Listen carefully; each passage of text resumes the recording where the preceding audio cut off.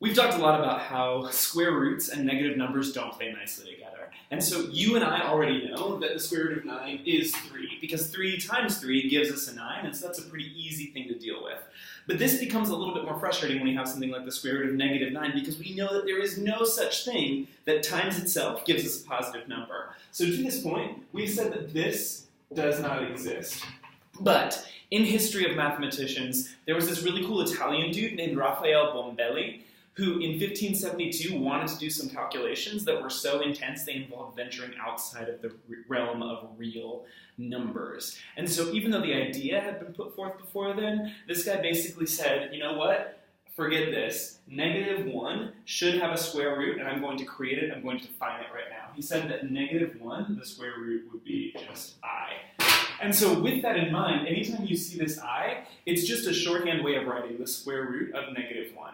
And this is where it gets really cool. Since anything times itself is that thing squared, then that also means that this is the square root of negative 1 squared, and since squares and square roots are inverse operations, that means that I squared is equal to negative 1. This is the first and really only square that is negative.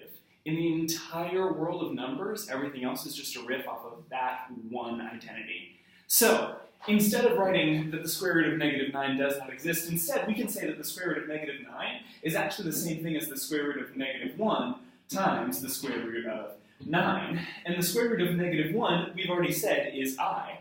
So, this becomes I times the square root of 9 is 3.